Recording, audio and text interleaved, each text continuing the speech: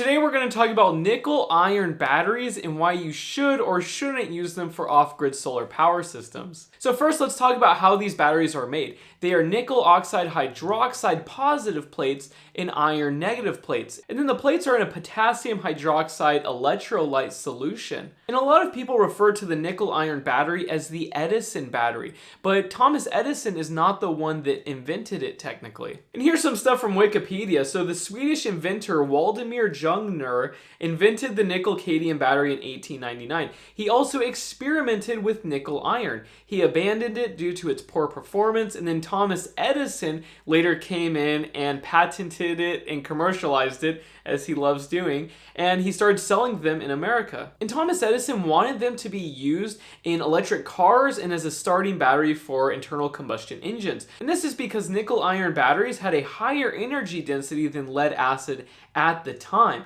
but they were also more expensive and had poor low temperature performance. But these nickel-iron batteries were sold from 1903 to 1972 and then sold to Exide Battery Corporation, that some of you guys might know, and then they were discontinued in 1975.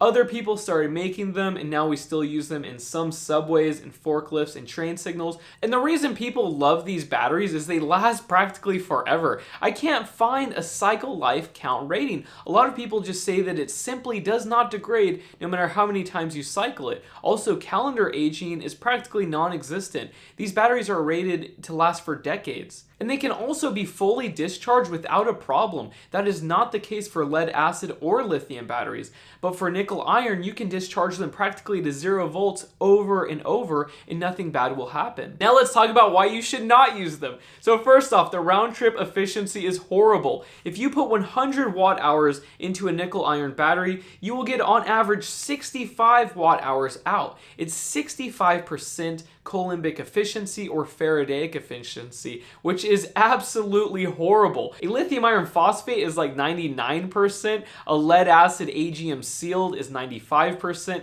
and a flooded lead acid is like 70%. And the more inefficient a battery is for a solar power system, that means that you need to buy more solar panels. So this will increase the total cost of your system substantially. And when you're losing almost 40% of all the power that you put into these batteries, you are going to spend a lot of money on solar panels. That is horrible. The next con is the self-discharge rate is crazy high. It's 1% every day, so 30% every month. But that just means that you need to put more solar panels on your roof to compensate for that self-discharge rate. Next, the charge and discharge rate is horrible. So you have to charge them and discharge them nice and slowly, or make a very large battery bank if you plan to run large loads. Next, they cannot be charged with a constant voltage supply, or else thermal runaway will occur. And overcharging will cause evaporation of the water in the electrolyte, and so you'll have to top that off. And that leads me to the next thing, is the maintenance. You have to check it weekly and add water if necessary,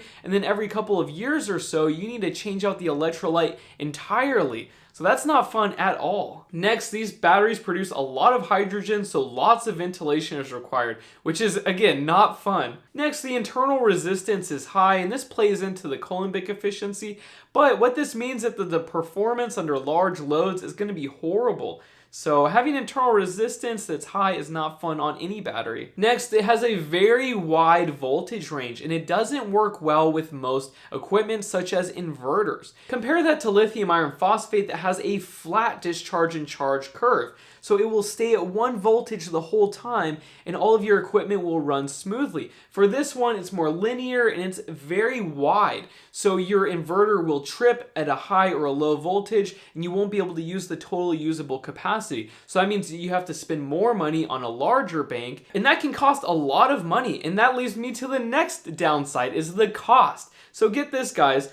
For 12 volt 100 amp hour nickel iron battery online, it's $899. Why in the world would anybody buy that? Next downside is they're heavy and large, like ridiculously heavy and ridiculously large. The next downside is the nominal voltage is 1.2 volts. That's lower than lithium titanate. So you need 40 cells to make a 48 volt battery bank. And so think about how many bus bars and how many little cell monitoring wires you're going to have running all over the place just for this battery. That is just massive amount of cells. That's crazy. For a lithium iron phosphate, you only need 16 cells, not 40 cells. That's just nuts. So anyways, you never ever want to buy nickel iron batteries for a solar power system. I've been against them for years, and if you do a quick Google search, you can find lots of other people complaining about them. But I've been asked multiple times, and I'm glad we got to clear the air, so to speak, so that we never have to talk about this again, because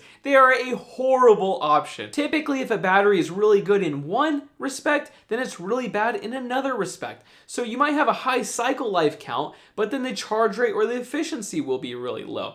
So there's never ever a way of winning here. You just get pros and cons or compromises. Lithium ion batteries are very incredible for what you get. The size, weight, the performance, it's incredible.